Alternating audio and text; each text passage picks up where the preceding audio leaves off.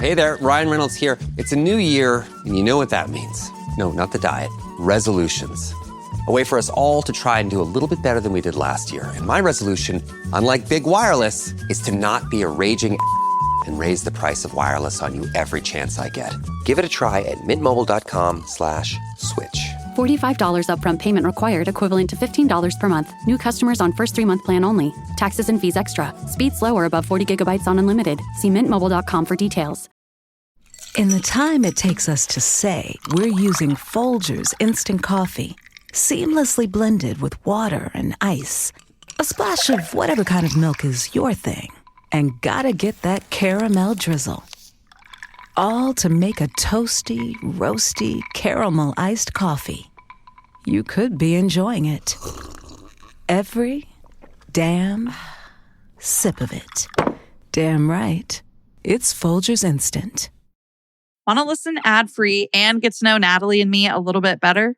Make sure to subscribe on Patreon, Apple Podcasts, or search The Murder Diaries ad-free on Spotify. For $2.99 a month, subscribers get to listen to our special journal entry episodes, which is basically like a window view of one of Natalie and I's phone calls twice a month. And you get to listen to every single episode ad-free. We thank all of our listeners who are already subscribed so much. And if you've been considering it, don't wait any longer. Head over to patreon.com, Apple Podcasts, hit the subscribe button on Apple Podcasts, or search The Murder Diaries ad-free on Spotify.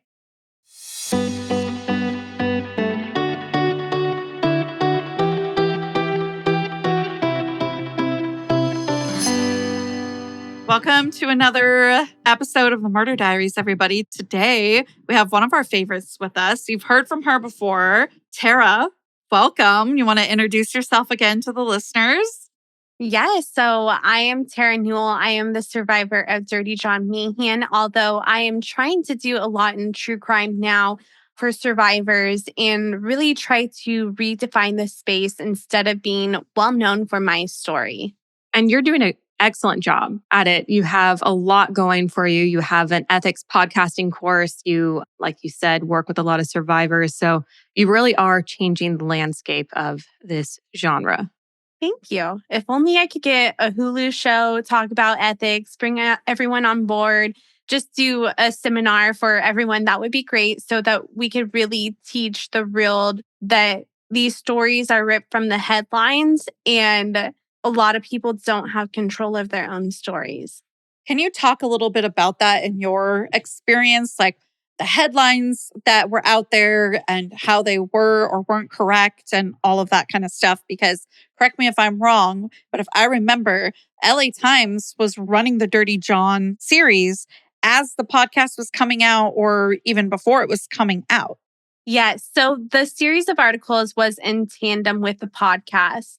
Right. The LA Times really produced and put together the podcast. Christopher Gothard was the journalist, and he had all this material. It was kind of crazy because I also found out later, actually within this year, that they were shopping around to sell it into a podcast before they even told us that they were making it into a podcast. And it's your story. You literally took him down in self-defense and you weren't given that respect. That's crazy. Yes. No, I met Jane Marie this year, the creator of the Dream podcast. And she told me that she was contacted by the LA Times or their agent or whatever, and that she was going to do Dirty John and she wanted to do it more about generational trauma. And she didn't really want to do the project because it wasn't female-based. It wasn't about the victims. It was about John and what he did to everyone else. They really sensationalized your story, and you know firsthand what it's like when your story is told in someone else's words. Yeah, no, I do know what that's like, especially, okay, and nothing against Christopher Gothard personally. I like him as a person. This is just the nature of the game that I'm trying to change and inform people about, you know? He is a male. And as we know, just an example, when you go down the street and you are wearing baggy jeans, a t-shirt, just trying to stay thrumpy, do you get hit on still? Well, I will tell you as I age, no, but definitely when I was younger, it wouldn't have mattered like, what I was really wearing, if it's tight, if it's frumpy or whatever, especially if I was with a group of friends and especially if I was at a place near a lot of clubs or, where there's just like a lot of people and younger people out and about. Yeah, you're going to get catcalled, unfortunately. Yeah. So guys don't know what it's like to get catcalled. Right. I mean, it may happen every great once in a while to a guy that's hot or something along that line. However, a guy doesn't know what it's like to walk down the street and literally be fearing in life for your life. Yeah, I think a lot of guys do that and they see it as playful, whereas the women who are experiencing it feel it almost as a threat because you don't know who these people are. Number one, they're strangers. You don't know what their intentions are. And if they're going to follow you throughout the night or, try and do something to you. So it can be really intimidating to have strangers catcalling you. Well, I mean, we live in an era where we're choosing the bear over men and maybe even the very men that could be great at protecting us. But it's this mentality of it's all men till it's no men because we don't know. Like if you had two boxes in front of you and one was going to blow up and the other one was going to give you $1 million, you're not going to want to take that chance. Well, maybe if you take the money down from $1 million in this economy, if you will, but you're probably not going to take the chance of your life ending, or many people would not. So I get it. You're going to exercise some caution and be like, it's all men till it's no men. But I remember my husband and I were driving home the other night and it was like 9 p.m. And there was, a gentleman in his mid 40s or such walking down the street. And it was like where we would normally walk and where I often walk my own dog. But I'm only comfortable doing that in the morning. So I looked at my husband and go, oh, must be nice. Look you could just walk. Like I like to remind my husband of these things of like, I couldn't do that in our own neighborhood. And I live in an upper middle class, very safe area and county overall. But I can't walk at 9 p.m. at night, which is late, but not even that late. We don't get to feel safe. And we just can't make those judgments because of the state of violence against women in this country, unfortunately. In the world, but definitely this country. Yeah. So just that alone, a man can never tell a woman's story. Oh, great point. And because of that, the story was told from a male's perspective. He was fascinated that my mom was married so many times. I mean, that is a fascination. But when you come from Orange County, California, and you're watching the OC, you're like, that's normal life. We understand that. Yeah. So it's interesting because there has been so many adaptations of it. And each time it's told, it feels like it gets further and further away from what actually happened because it's getting so convoluted. Well, it's getting further and further from the source, you. Yeah. The person who experienced it. And so it's like a game of telephone, maybe? I was just going to say that. Yeah. And with such an important story, right? This is someone's life. This is someone's trauma. This is someone's story of survival. And they're playing a game of telephone with it from this producer to that, to then the director and to actors. And that is exactly how it is becoming telephone for sure. Yeah. So it's been really important for me to take my narrative back, to share my story, because when I run across a YouTube channel and there's a sign that says Dirty John, the real truth, I'm like, okay, where did they pull all this information from? Because Cosmo tells me that I have $3 million. I would like for them to find that. And then even in the documentary that I did that I was involved in, the original Oxygen documentary, there's a part where a producer is asking me a question because it's supposed to align with my mom's question. And she didn't like the answer that I gave her because it didn't align with my mom's. There is going to be so many different stories that each person has. Every person's going to remember things a little bit differently. And then also based on your trauma, there's always this kind of shame around trauma at times. Yeah. And depending on what you feel is shameful, you're not going to be as open as the other person that doesn't see shame in it. I don't know if I've ever asked you this, but hearing you say that, I am starting to wonder if that podcast and that news column about Dirty John Meehan never came out, would you have shared your story? Ooh, that is such a good question. I don't think I've ever been asked that before. So, I mean, I was given an option, but you don't know the power of telling your story on such a big platform. You don't know how it's going to be received. And if you never experience a level of fame, then you're just not going to know what it's like to be talked about if you've never been viral or anything like that. There's a certain moment where you're even getting this hit of dopamine when you first tell your story, too, because so many people are praising you. You're getting this rush of people like, oh my gosh, like 100,000, like 10,000, like a million. So many people have listened to your story. And that also gives you a hit of dopamine because you're seeing those numbers come in and your brain's registering it as, oh my gosh, up, up, up, up, up, instead of like, this is trauma, trauma, trauma. That makes sense. And I think I would have shared my story. And I even wondered if I would have shared it later on, would I have had more control about it? And how you would have been able to tell it, there would be some more control there, right? Do we start a podcast of your own? Is it interviews? Is it TED Talks? Is it, right? What? There's so many different media outlets. Is it a series on TikTok? If we're talking 2025 terms, you would have been able to figure out something that worked for you. But I think a huge risk in telling people's stories that's no fault of their own is everything is up to other people's interpretations that comes from their own traumas and their own life experiences.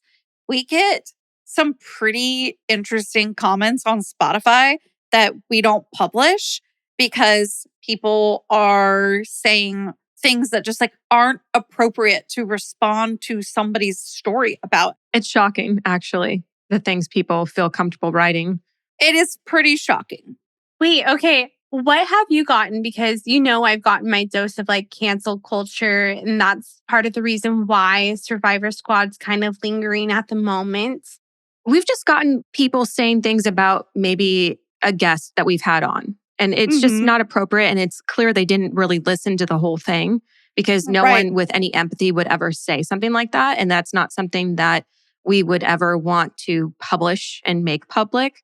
So we're really fortunate that at least with Spotify, we have somewhat of a control over what gets let out into the world and what doesn't. But you did mention a little bit of cancel culture, and I feel like that was some big news in the true crime world, at least in 2024. I know it's 2025 now, but it wasn't that long ago, maybe half a year ago. Do you want to touch on that a little bit? What it's like to experience cancel culture, obviously in your own comfort. And if, we can skip ahead if you don't want to. Yeah, we totally don't have to. Okay, we all know how this goes. New Year's resolutions, right? Every year we make grand plans to be better versions of ourselves, work out more, eat healthier, read more books. But then comes the reality. Dragging yourself out of bed at 6 a.m. when it's still pitch black outside, only to hit snooze 5, maybe 8 more times. Trust me, I've been there. But you know what's different? The resolutions that stick are the ones that are automatic, like investing with Acorns. Today's episode is sponsored by Acorns. Acorns rounds up your everyday purchases to the nearest dollar and invests that change for you effortlessly. It's like setting yourself up for success without the effort. That's what Acorns does for your financial future. It's one small change that makes a difference. Acorns makes it easy to start automatically saving and investing so your money has a chance to grow for you, your kids, and your retirement. You don't need to be an expert. Acorns will recommend a diversified portfolio that fits you and your money goals. You don't need to be rich. Acorns lets you invest with the spare money you've got right now. It lets you invest automatically by rounding up your everyday purchases and putting that change to work. It's a simple way to keep building toward your financial goals without extra effort.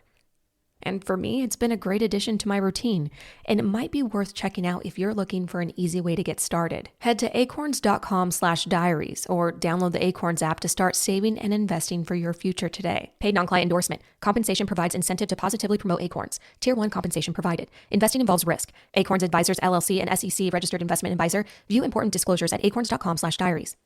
Let weight loss through hers give you something to be excited about for 2025. You can spend the new year in control of your weight by losing up to an average of 9 pounds in your first month.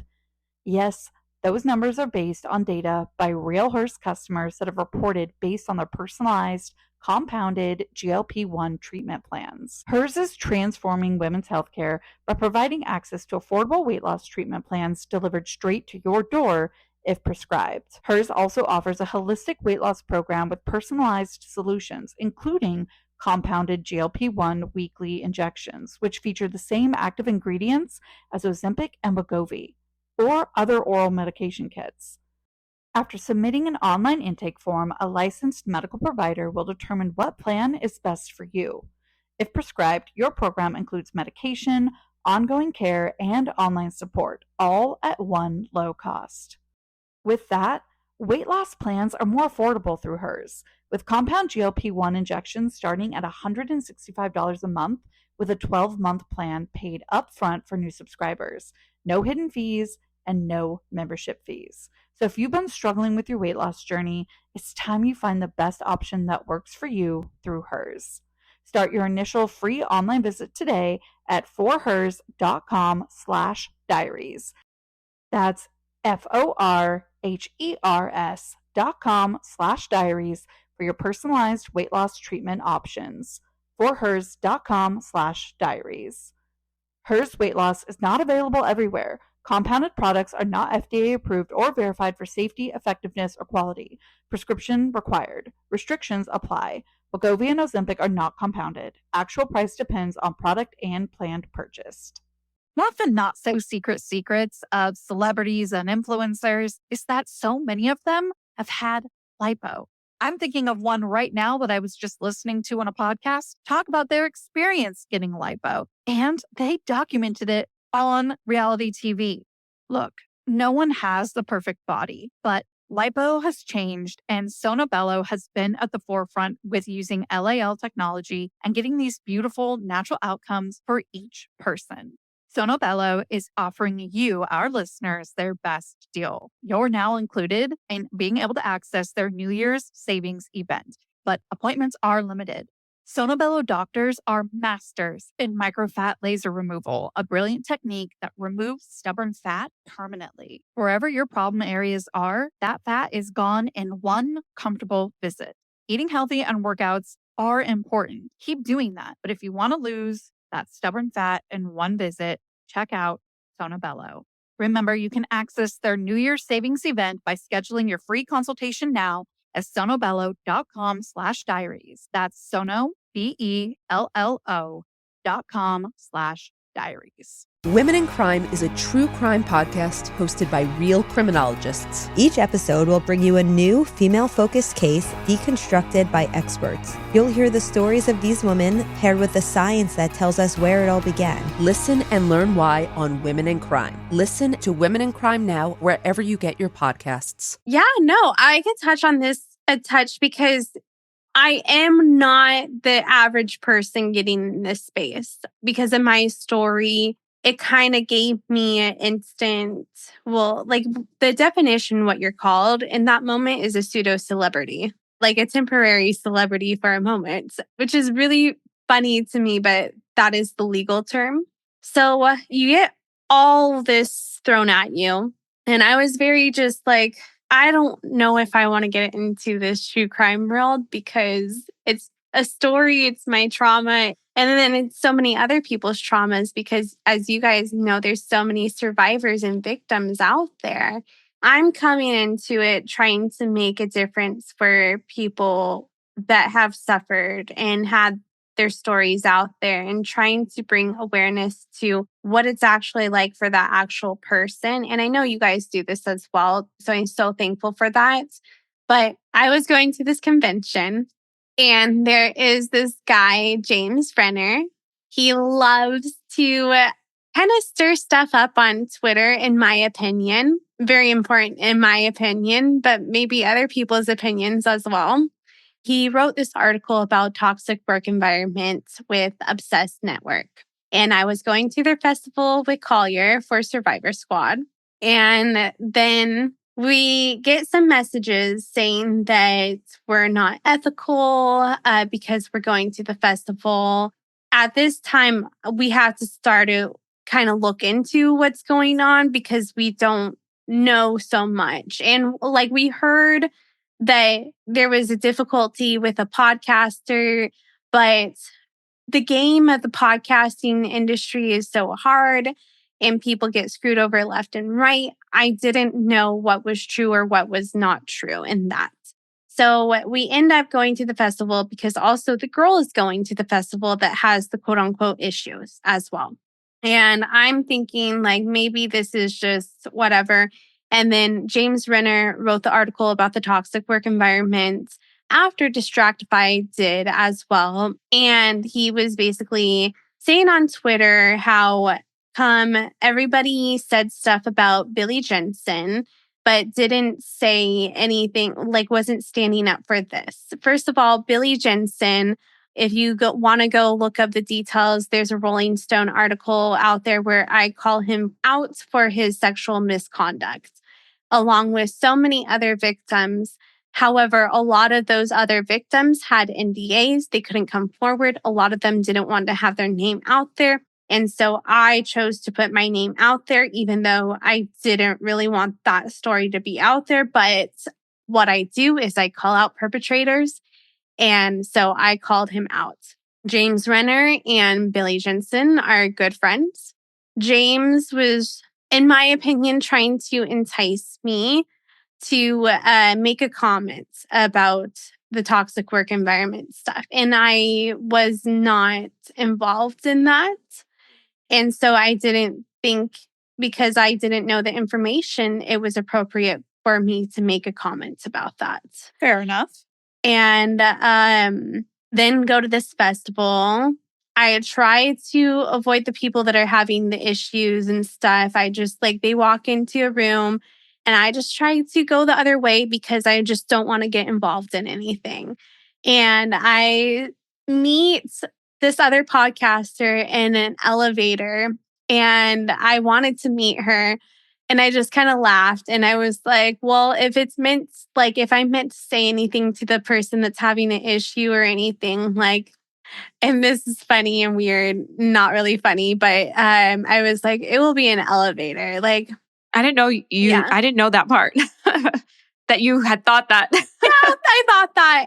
Okay, so this one actress, she was in Shaun of the Dead and stuff. And then she was in this show called Platonic. And so I was just excited that I got to meet her in an elevator. And then I was like, if it's meant to be with the other person for me to say something, I'll meet them in the elevator.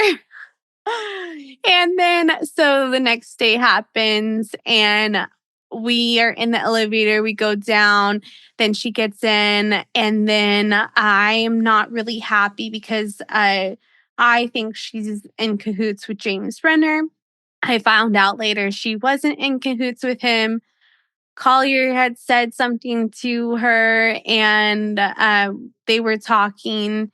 And she also reached out her hand. We were just in the elevator kind of awkwardly. And she was like, hi, I'm Ellen. And by the way, we're friends now. Everything's great. We did a panel at True Crime and Paranormal Festival. A really fun panel. And you guys actually have stickers representing this moment in the elevator, if I recall correctly. I don't mean to jump in, keep going, but I just want to throw that out to emphasize you really are friends and friendly with each other.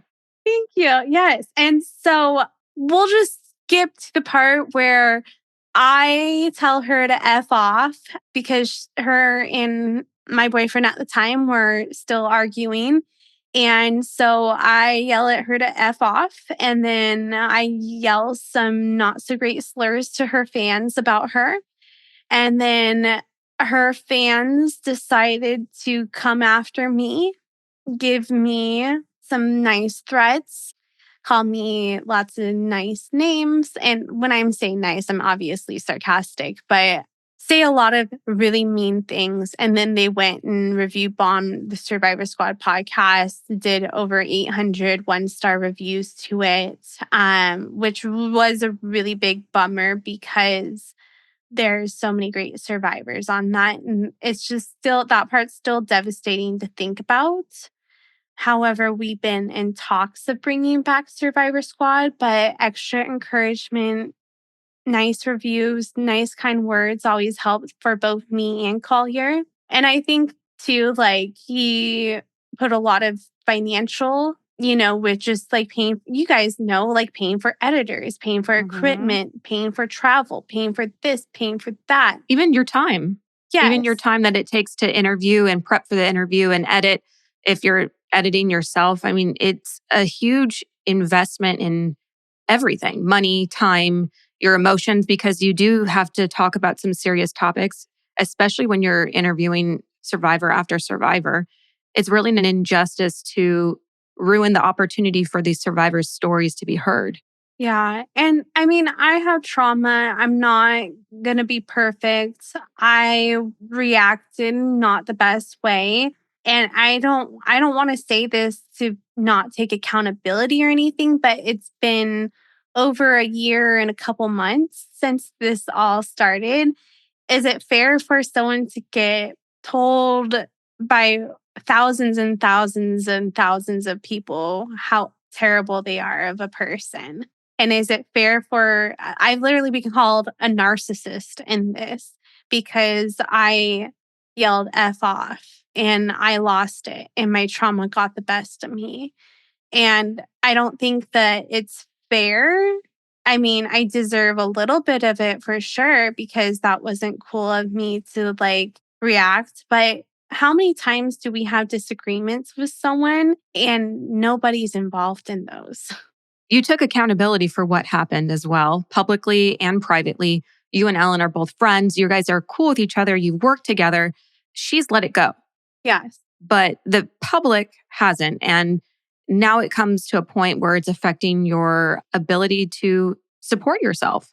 Yeah. Well, it's been a tough year because that was a part of my breakup as well. We were both, not in a great state because of that and being told over and over and over and over again what terrible people we are. And that really affects your mind after you see that for so long. And so I kind of tried to create Terra's Baddies Club, but it's not as frequent as you notice because I kind of have to do it whenever my mental health is good. And for our listeners, Terra's Baddies Club is her new podcast. Yes. My hobby one, you guys can come on whenever. We'd love to. Yes. And we'll arrange that. And it's also another place to keep the survivor stories going for when I'm not doing Survivor Squad, because I always want to have an outlet for a survivor to share their story. I mean, I don't have as many listens as Survivor Squad, but it's another place, and at least I have that. Yeah, and it's yours. It's your little baby. And I think it's such a beautiful thing to want to have a platform for other survivors to tell their story in a safe way themselves. I love that. Thank you. And I appreciate everything you were just sharing. And as many people who are listening can probably tell, it's a very kind of complex situation. There was a lot of players. And what I'm hearing is somebody who was willing to take accountability and did, but also what wasn't fair to you that I'm feeling is that your trauma really wasn't considered in that situation of how you might react when you're feeling that unsafe emotionally, physically, and people are trying to make you say things you don't want to say. And of course, you're a fighter. That's part of the reason you're a survivor. So of course, when we're in that fight or flight mode, which we know there's freeze and fawn now too, you're fighting. And that's what happened is what I think. I mean, correct me if I'm wrong, but that was fight. And then you're like, okay, that's how I felt. That was my trauma. I fought. And now I'm taking accountability, but now we've got over 800 one-star reviews that haven't been changed, which, By the way, if anybody listening happens to be one of those people, Yeah, which please change. I hope you're not, you can change them. Please change your review. It matters. You can change how many stars, you can change what it says, all of that. Go change it. It's complicated too Mhm. because I'm like reaching out, telling us like, hey, we want to bring back Survivor Squad. I mean, we've been talking about it. We just haven't set a date yet. And it's just, is that going to happen again if we come back? That's always the part of being a content creator and then also being a trauma survivor and having your story out there. Because for us, it's a lot more personal than just creating an episode about someone's life, you know? Mhm. There's stuff that we all talk about and we don't go on a podcast and talk about that stuff, guys. No, we wait for before or after we're done recording. Yeah. And I can see how layered it is for someone, especially like you, a survivor who not only, like you said, is a content creator. So you not only have the public judging the content you're making, but also your story and how you react to things. Even as Paige and I are more so podcasters, we aren't survivors, but we still encounter that. So I can't imagine the added pressure, the added judgment, the added just all the extras that you get thrown at you because of your story and your trauma.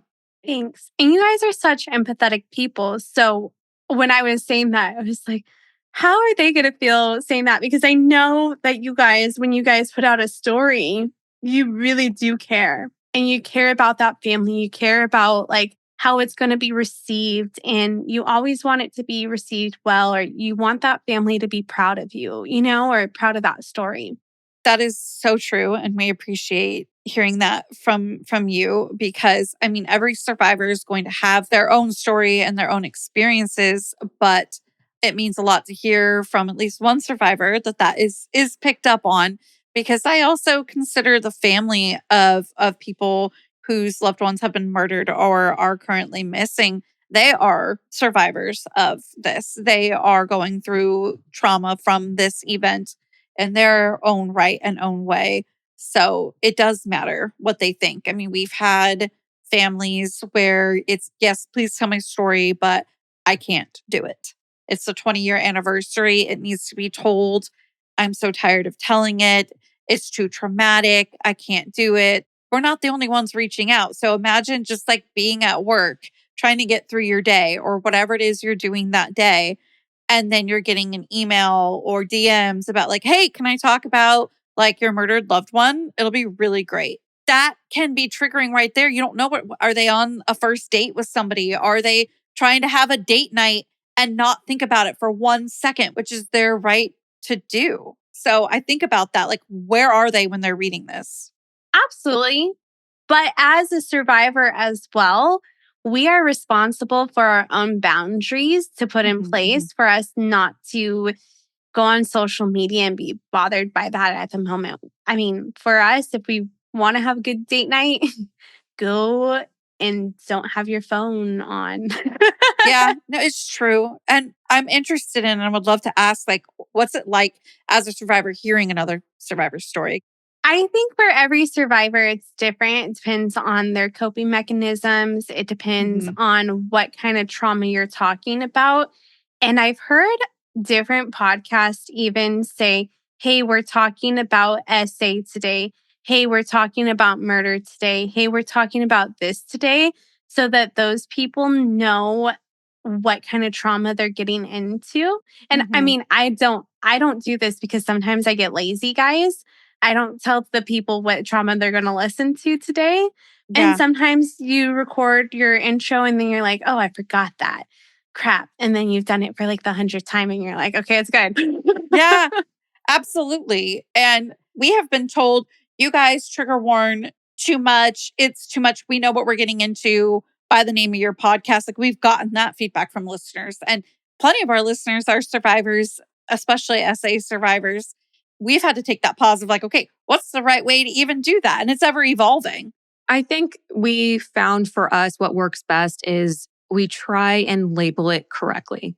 And we have had people say, oh, you mislabel your episodes because this one's unsolved. Well, actually, almost 95, 98% of the cases we cover are unsolved. So instead of calling it unsolved, we say whether it is a murder that will be taking place, whether it's a survivor story, and we try and label what type of survivor, or whether it's a missing person. And I feel like that was our way of saying, like, we put it out right at the front. Before you even click on it, you know what you're getting into. And that way we don't overuse trigger warnings. It just has the case flow a little bit better without them.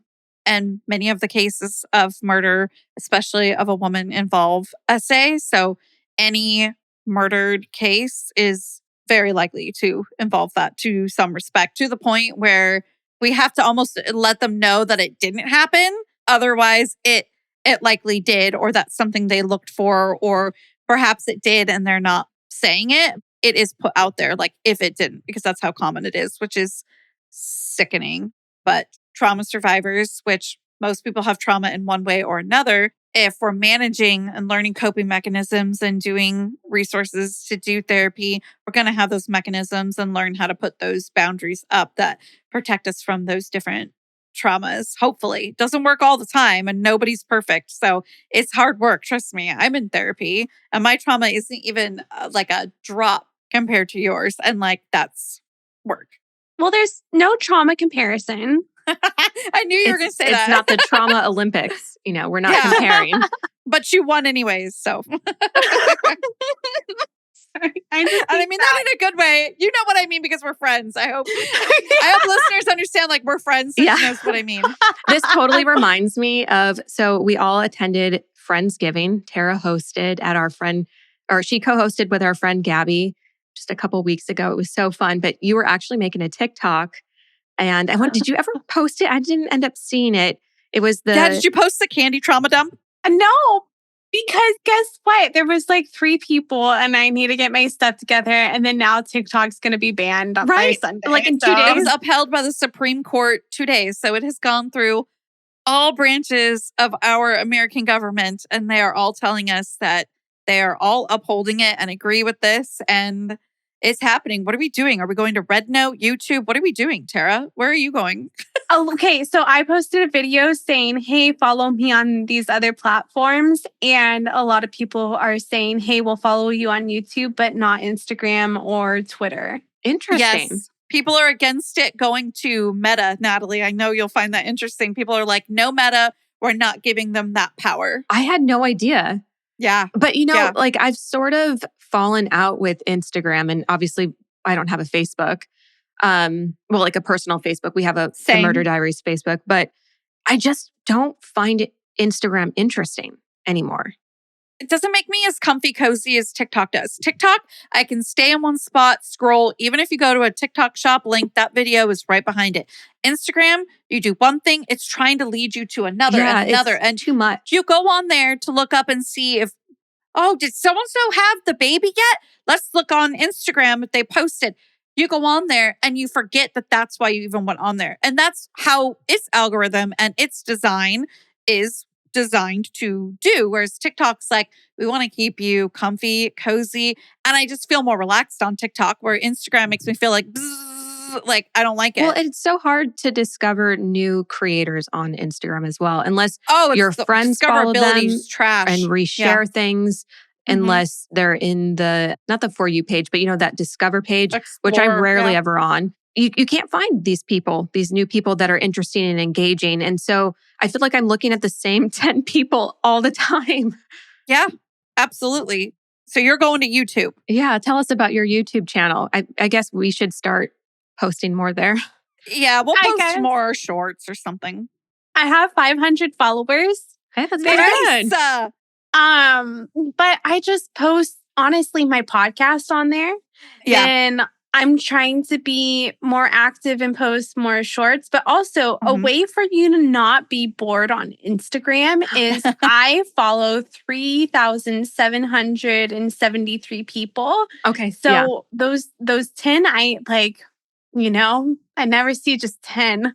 I think I need to start following a few more people. Or something, because I need to liven it up. I followed a couple of my favorite TikTok creators and it just like hurt my heart to do. Not because I don't want to follow them on Instagram, but I was just like, this feels so wrong. I'm following you because this is about to be banned. And like, I'm following you, but like the content is going to be different. And like, I don't love following people I don't personally know. So like celebrities, influencers, other types of creators. I'm not really big on following them. I might do like a little lurky lurk, if you will. Like, oh, what's, Kylie Jenner, what's she up to? Go Like look. I might, I'll do a little lurk, but that's about it. I don't care enough to follow and I don't love the way it feels to follow them. I feel like it feels weird. Whereas like TikTok makes me feel like you're a creator. Like we're creators because we're podcasters. Like you're not an influencer the way Instagram built influencers.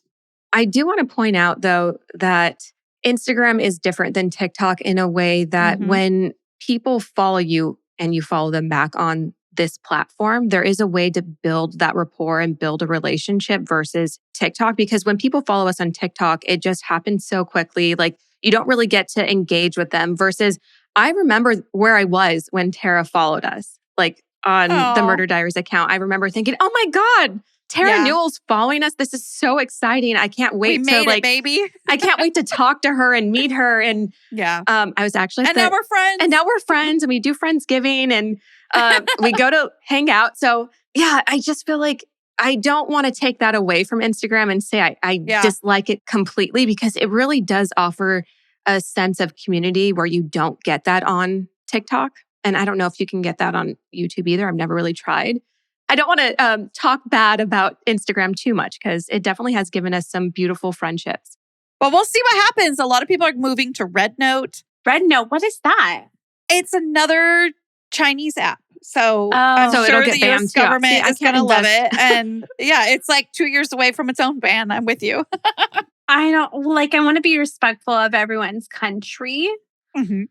Nothing against, but there's just a lot of controlling aspects with social media, even in that country, Yes. I remember being in Beijing, just at the airport, and like, you can't do anything. Like, you can't access this, you can't access that, you can't access, And so I think it's interesting what is banned and what's not banned. And it also is making me wonder, are we trying to also be kind of like China and control what's here and not? So I have conflicting. It is conflicting. That's the best way to put it. I will say, because my sister was talking about it as well on our phone call today, where she was saying like, like we can really gather on TikTok and, maybe they don't like that. And then there's creators making videos of like, is that the threat to national security that we can kind of mobilize? And I do think there's truth to that. But I will also say, in this realm of conflicting thoughts, my husband's stepfather is heavily involved in things that are in the field of national security. And this man will not even put a video of himself on the internet, like at all, and did have some things to say about us not having our own data. And this was the first time it was going to be banned under the first Trump presidency. And then we've got Biden, who signed into law. It's a very bipartisan type idea of like, we got to ban it. We got to ban it. And again, I think that there is multiple benefits to them to have it banned. So I think it could be all of it. We can feel that it's conflicting and it could be all of it. Like maybe that is a benefit. Like, and they can't mobilize as easily and understand what the other 32 developed nations in this world have and what we don't have and vice versa. And like those things can be dangerous. Political unrest in your own country, if we didn't learn about it 200 years ago, it is dangerous. We've already been through a civil war. Like we don't need another one. So I get it. And it's been like a good 5-6 years with TikTok. Basically, I know what I'm doing tonight. I'm going to be on TikTok for like 2 hours. Yeah. And I'm going to scroll until my eyes are dry. Like I can't stare at the screen anymore. And a lot of people are going to get some TikToks to open and watch. And I expect them to watch them because they'll never be able to watch them again. So. Okay, wait, it's a little bit depressing though, because my favorite social media app, TikTok, is now just a bunch of goodbye videos. And it's not just like, hey, like, like follow me here, No, it's like creators like making montages of like 5, 6, 4 years of hard work. And you can roll your eyes, but being a content creator is also hard work. It is is work, especially skit creators and the ones that I'm talking about that are making montages that are just hilarious. And like, I remember that video. And like, honestly, TikTok was part of my mental health during the pandemic, which gravely suffered. Like, I have OCD and it is surrounded by germophobia. So I was in flight mode for probably a good 3 years and then working in therapy to get out of it. So like TikTok was a place where I could just like tune that out or dive in to like learn. I could go on and like learn things about what was going on and do like intellectualization as my coping mechanism. Like I had choices of what creators and what I was seeing, or I could scroll if I, whatever I was feeling was going to be helpful at that moment. And I think I will never forget TikTok for that. And for the last probably few years, I've spent the last hour of my day on TikTok, scrolling in bed, just enjoying, laughing, animals, sending videos to Natalie or my husband or my sister, because they're the only ones that will put up with it. Like, that's like, we just don't know what the ban even means because we've never had a ban like of this capacity. So no clue. And we also don't know if we can even open up the app and see saved videos that you like didn't download, in your saved area. No clue. So many of my recipes, poof, I had to write a couple down or download them. I'm panicking. So you said something that sparked something in my head. So I don't want to pivot too far away from TikTok, but you had said something about bringing people together. Yeah. And I know we're kind of getting close to the end of our time with Terra, but it made me think about your course that you're working on. You have a true crime ethics podcast course, and that really teaches people how to come together, how to work ethically, how to produce and create their own podcast. And I want you to be able to talk about that because it's so interesting, and there really isn't anything like that out there. And I feel like maybe someone listening wants to get into the true crime space. And if they're interested, I would love for them to learn how to do it ethically and from someone who knows a little bit about that. Yes. So thank you for bringing that up. That brings me such great joy in my life because I also get to bring all my friends together that are podcasters, ask them questions. And honestly, it's been so cool to get new podcasters really involved and learn from older creators. Because something I like in the course is that you hear from many, many people. You just don't hear from one person on how to do this, how to do that. You hear from kind of everyone. Generation Y, that's a huge podcast. You hear from Mama and Mysteries. You hear from you guys. You hear from so many. Oh, Jennifer Faison, the Betrayal podcast. Even people behind the scenes like our friend Haley Gray, who doesn't host a podcast, but she is a prolific researcher and advocate for ethics and true crime and works with a number of podcasts. So she's also been a guest on your course as well. Yes, and even contributed to 1 week of the course as well for true crime ethical research. And she has her own course as well, not for podcasting, but for researching. And it's extensive. It's amazing. And I just want everyone to kind of come together and learn. This is a place where we can collaborate and work together. And if you're a nice person, you should always be willing to help out the underdog and get them to the place because we have a lot of knowledge that we've learned from being in this industry. And so I just love even the community that comes with it. I know that Sean and John, Sins and Survivors, they've like collaborated with you guys before. Gina, Weird True Crime, her podcast is great and is really focusing on stories that are lesser known. And Alan was in your class too. So our listeners may remember her. We had Alan on as an interview, also a survivor. Yes, Alan. And she was amazing too because her podcast also charted. So I'm like, it works. It works, guys. Just do exactly what I say. That's amazing. I didn't know that after your course, her podcast charted. Yes. That's amazing. Like Natalie said, we did have Alan on, Alan Amarongan. go check out her interview. If you guys didn't listen to it, she is a survivor of DV and just has great insight on what it's like to figure out that what you are experiencing is DV and kind of doubting it a little bit yourself. But so that's really great that she took your course and is a survivor herself. So double duty there. We would do like coaching sessions for her podcast as well. And then I would just kind of give her feedback of this and that, point her in directions of different creators to like collaborate with them and get certain feedback as well.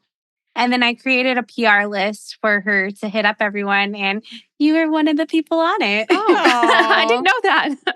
Well, thank you. I wanted her to just get her story out there in the best way possible. And I just am so proud of her and coming on all these platforms too, because it's not easy, you know? And I think if you were to find a silver lining in true crime, it would be the true crime community where you find a lot of collaboration or a lot of opportunities to collaborate. I think that it just is helpful for everyone, not only in getting survivor stories heard by more ears, but also in helping the creators figure out what is best practices, what works. Like we've had some really great relationships where we'll exchange research. Like, I researched this case. I worked with a family. They want more coverage, but they're not willing to do another interview. Here's this research. And then they'll trade us for research they did and worked with another family. And it just helps get more ears on the stories. It helps more people do it ethically. And I think it's really nice what you're doing. Thank you. And thank you guys for being a part of it. And join the course if you guys want to start a podcast or you're interested in true crime. It's a fun time, and I'll do group workshops and stuff soon so that we'll have the 8 weeks back and have a full-on good time again. That's amazing. I think this is a great place to end today and let our listeners know where they can find you. Probably on Instagram. It won't be TikTok. Won't be TikTok. Yes. So you can find me anywhere. Terra Newell, TerraNewell. Twitter, I am Terra_Newell.